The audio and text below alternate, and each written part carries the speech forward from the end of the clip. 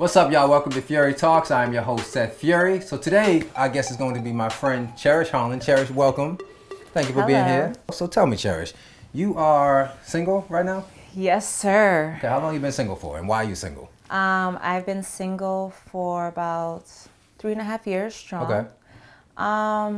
I think it goes in waves. The first stage after my first breakup, I was single because I felt like I needed to be single because I was in that relationship for about 10 years. Oh, that's a long one. Very long one. So I kind of just wanted to go through the stages the right way. I wanted to cry, feel the heartbreak instead of just rushing into something else because it was such a toxic relationship.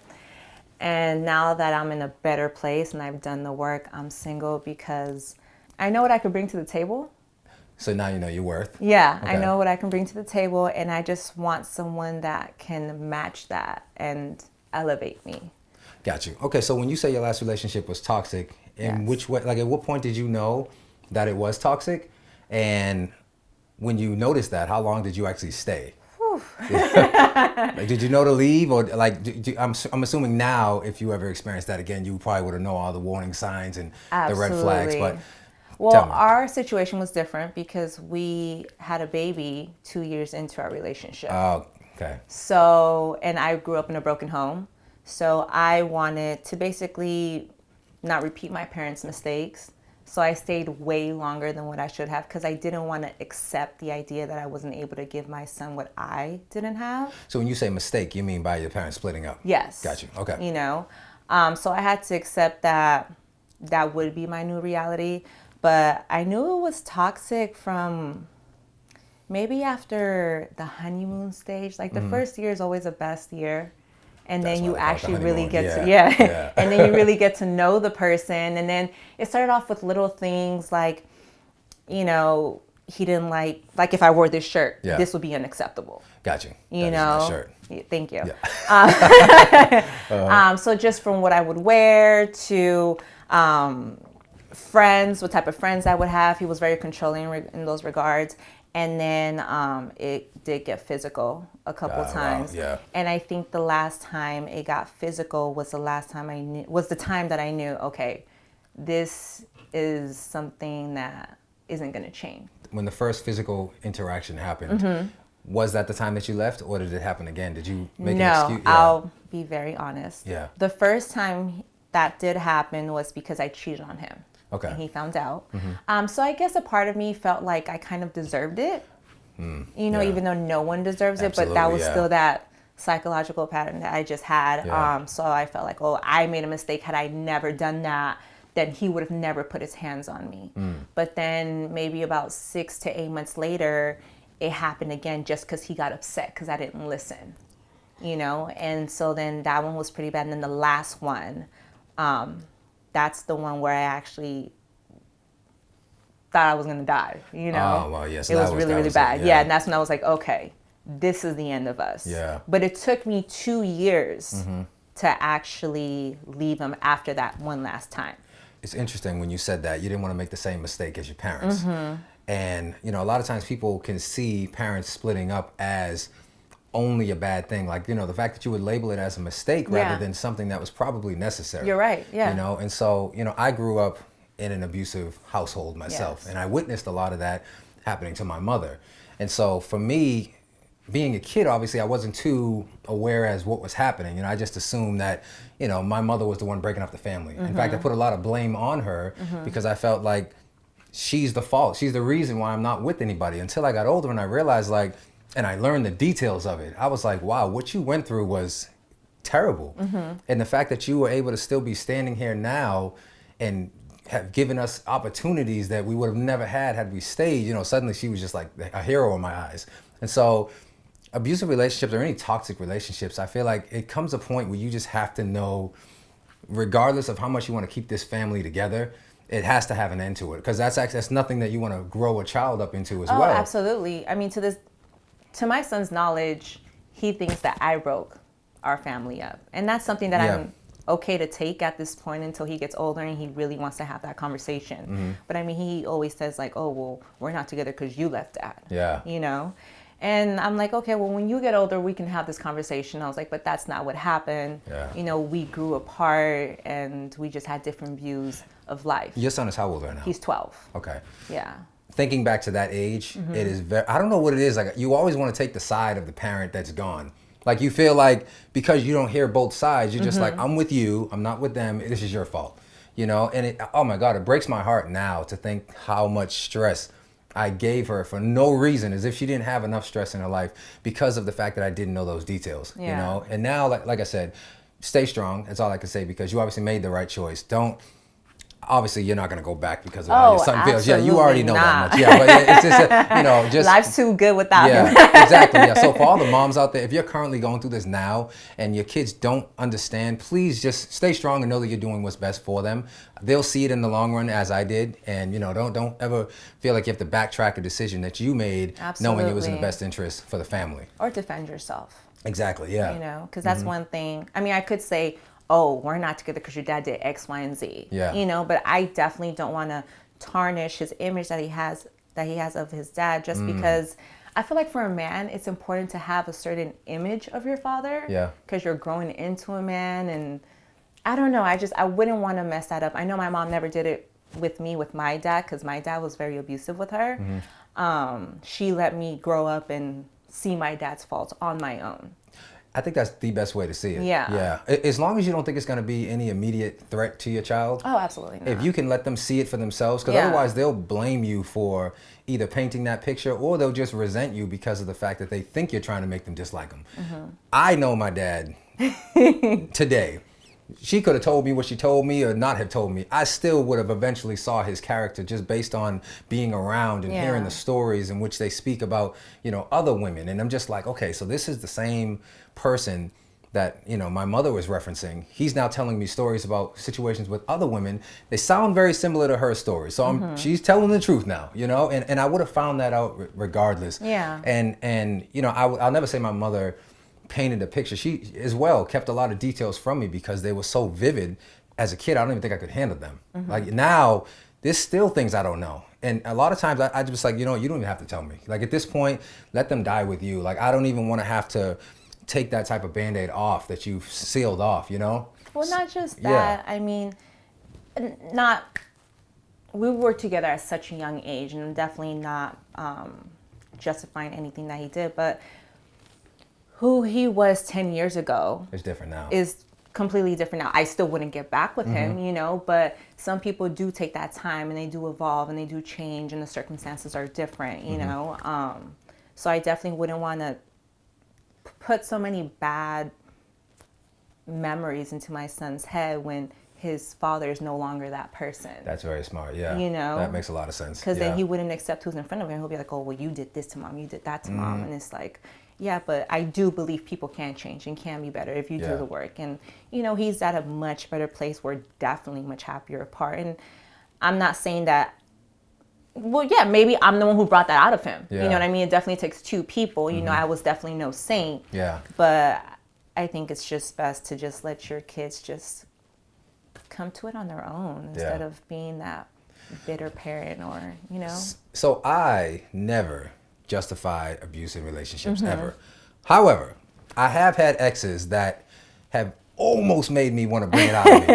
And when you say that, I'm just like, I kind of know what you mean. I would never justify it, nor would I let myself get to that point. But in one of my previous relationships, it got to a point where I don't know what it was about her, but she just had a way of bringing out she knew how to push the buttons that nobody else knew how to push because she knew me so well.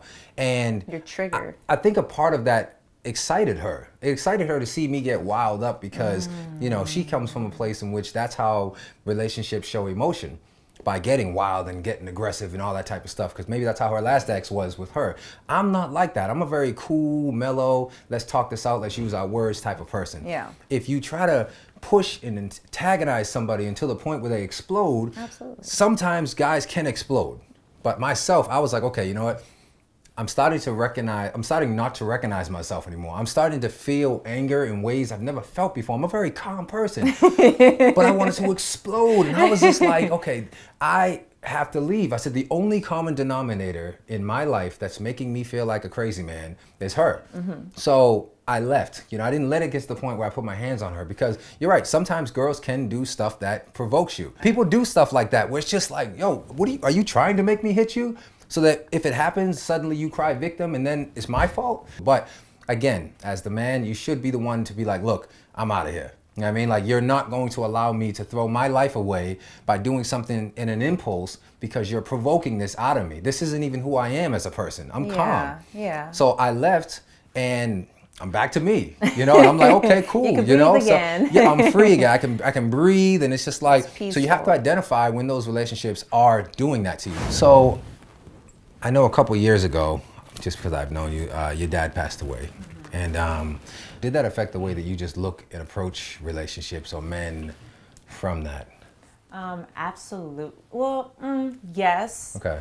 I think it more so made me take a look at myself, just because he passed away from cancer, but he didn't tell anyone. Oh, really? Yeah, so he went through it by himself. Wow. And he did that on purpose. Wow. Yeah. Okay. And we weren't talking. We were actually in a fight. Yeah.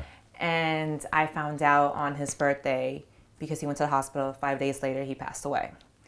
Oh my God. Yeah, I so it was a didn't know lot. that. Wow. Okay. So it made me stop and look more so at myself, just because even though my dad was in and out of my life, I was literally a split image of him. Yeah. And I also took one of his worst qualities, which was his pride and his ego. Okay. Which was part of the reason why he didn't tell anyone that he had cancer. Makes sense, yeah. So I had to kind of just take a look and be like, Cherish, if you keep distancing yourself from people, isolating yourself, keeping that wall up and that guard up, and that they don't deserve that type of access to me. Like, I didn't want to end up like that, you know? Yeah. And it's crazy because when he was passing away, there was literally so many people by his bedside, like so many people that loved him and wish they would have known, so he didn't have to go through it by himself. So it made me take a look at myself, my flaws, what I had to fix, and also what type of energy am I, wasting my time on? Yeah. You know what I mean? I was more into the whole casual dating, and that made me stop and think, like, why is that? And it was a defense mechanism. You know what I mean? I had the whole self-sabotage thing where I would say, that's not going to work because X, Y, and Z, or he doesn't have, and it really wasn't that. It was really me. I was too scared to open up my heart and to be vulnerable, because the first man to ever break my heart was my dad, repeatedly. So instead of approaching life with that hard shell, it made me be more softer. It made me be kinder. It made me be nicer.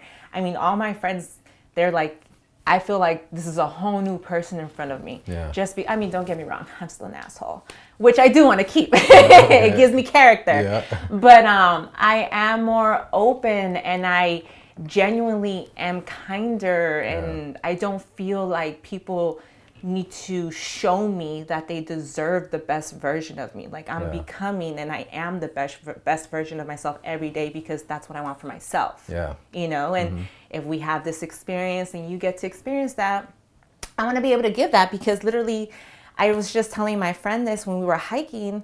When someone passes away, what's the first thing you think about? The fact that they miss them, or the fact that what they taught you? No, when someone passes away, the first thing you think about was the last time you were with them. True. Okay. Missed that. And that made me so caught up in the story. Okay. And that really made me think about, like, what type of experience or what type of taste am I leaving with people when they're experiencing me? I could tell you a lot of people say I'm a bitch. You know what I mean? So you basically think about how they were remembered and what was the lasting impression they left. You know what I mean? Especially people. if you're choosing to be this badass, this hard ass, it gets really exhausting, and you don't really get to enjoy life or experience people, or really you don't get what you truly deserve just because you're not really living your authentic self because of this wall that you have up. So his passing, unfortunately, made me want to be a better person. Wow. Just because I remember I was going through his photos, and there was like this video where he was literally, I guess he accidentally videotaped it, and he was literally in his car just by himself, just trouble breathing, and I'm like, he didn't call nobody, so it's just like those instances where it's just like, that makes you change. And then also, anyone that experiences a loss really makes you realize, we only got one life to live, like just one. Yeah, how are you living that close to you? Exactly, like part of your foundation. Yeah. And it just made me think like, oh, this is real. Like this life that I'm living, like it's really, really life. Like I could die tomorrow. And it's sad, but it's bittersweet just because I'm at my happiest now. Yeah. You know, but he's not here. I've known you for years now. Yeah. And I haven't seen Cherish in quite a long time. I'm not gonna lie. Like I used to hang out with her before the passing. And you know, when it all happened, I know you kind of distanced yourself from a lot of people. I was on the list. But I understood at the same time because I know that's such a big, I've never lost my parents. You know? I don't have much of a relationship with my dad, but he's still alive. And I'm trying to imagine if I was close to him and I passed, it would be a lot. So respectfully, I said, take your time, do your thing. Yeah. Recently, she's been back around. Now, I will say this, you actually are a lot more lighter and just more in a different spirit, in a sense. So I can see how the time was necessary to take off because you are different. Yeah, and it's definitely nothing personal. I mean, I remember, because I really distanced myself from a lot of people. Yeah. But I remember like being out and just running into someone and, you know, he was like, oh, well, you know, you don't like reach out, or I reach out, you don't say nothing. And I was like, well, you know, I'm going through a lot, you know? And then my dad passed away. He's like, that's not an excuse. He goes, you're fake. Oh, wow. Yeah. And it was just like in those moments where you're just like, you kind of just have to ignore those things because people don't understand the process of it. Yeah. But it's just, it makes it clear to what you want around you. Yeah. You know, anyone that goes through a loss, the last thing you're going to say is you're fake because you don't respond to my text, or because you don't want to hang out. And then it also makes you think like how entitled some people are, because I'm like, we really only saw each other for work. Yeah. You never hit me up on a regular day like, how's your Wednesday? Yeah. But yet you want preview to me on a regular day, or just this, you know, it just, it really shows you people's true colors, like, and also how entitled to feel like you deserve that type of attention, or you deserve a text back. Like, I don't even take things as personal anymore. Also, when he passed away, I was depressed for 8 months, like legit depressed. Yeah. And then I didn't start to actually grieve until after those 8 months. But those first 8 months, I was angry. I was a bitch. I was an asshole. I was lashing out at people. It was really, really ugh. And then finally, when I was tired of myself, that's when I was like, okay, Cherish. Yeah. You're gonna stay this way until you actually make a change. And then when I actually started to grieve him and actually cry and feel and all that stuff, that's when my heart started opening up. You know what I mean? And I started letting more people back in and stuff. There's still some people that I kept out, just because I had that time to reflect and think like, what was I doing when I was hanging out with this person? Or what was I doing? You know what I mean? Like, it didn't line up. I mean, I think when somebody passes, and like you said, you start to realize how valuable and precious life is. Absolutely. And how quick it can be over. You're like, okay, if I have a limited time on earth, who am I spending it with? Absolutely. And if you're not somebody that's bringing any value or joy to my life, then I'm gonna just cut you out, and it's gonna go towards people. And it's nothing personal. Like, seriously, I'm not taking it personal. No, not from you. I didn't take it personal. I mean, I got cut out, but I'm back, yo. I'm back. He's back. He's here. and I'm happy about it because I've never been a person that takes things personal. I feel like whether it's somebody passing, whether it's somebody just recently getting out of a heartbreak relationship, like, people have things going on in their life, and you have to be someone who's just secure enough in yourself to know, okay, there's nothing I did. You know what I mean? It's not like I can blame myself for anything. She just needs time, and there's nothing I can do to make it better by nagging her and making her feel worse about the fact that she needs time. Like, just go ahead, do your thing. I'll be here whenever you want to come back. Like, I knew that there was never like a falling out. It was just you needed this distance. And I couldn't even really relate because, like I said, I didn't go through it myself. But if I tried to imagine what it was like, I'd probably want to be alone if I was, you know, someone absolutely. who, like, that's especially crazy. I mean, you go through shock, you know, then there's the acceptance. Like, you literally have to accept that this person is no longer here. And then there's also guilt just because we weren't talking. And he reached out multiple times, and I purposely ignored his calls. So because you obviously didn't know the details. I didn't know the details, but because we were on and off, the last time I told him, like, yo, if you leave my life this time, like, you're out. Yeah. You know? And it sucks just because when your parent passes, or whenever you shut that door, when they pass away, you don't think about the negative. Yeah. Like, nowadays, I don't think about it, just the good. Yeah. And it's like, you were really holding on to that. Yeah. You know what I mean? Like, for what? Yeah. You know, had he still been here, there's so many years that you can actually make up for it. Yeah. You know, so it's literally stages. It's nothing personal. And yeah, I would just say just to be patient. But to answer your question, it has changed my views on the whole casual dating. I used to be like, let's just casual date. So I'm basically dating with a purpose. Like, I do want to meet someone that I can really invest myself in, and they can invest in me, where it's like, where we don't hang out one day and the next day it's like, is he gonna call me today? Is he gonna, you know what I mean? Yeah. Like, that made me realize that life is real, and are you living in your purpose? Are you living intentionally? So how are you moving? Is the casual dating something that you really want to do? And that made me answer like, no, I don't want to do that anymore, you know? So it definitely changed the way that I view my relationships with men. All right, y'all, so that's it for Fury Talks. I want to thank Cherish so much for being a part of this. Thank you for having me. Sharing your story, for, you know, giving some insight from some of the things you went through and some things I didn't even know about you. So I feel privileged to have been the first to hear it. Now you guys know about it as well. Cherish, where can they find you? Cherish_Holland on my IG. I literally just have an IG. Okay, that's okay. So, of course, you guys know this is Fury Talk, so please be sure to subscribe if you haven't already. Tell your friends, leave a comment, and we will see you guys next week on Fury Talks. Later.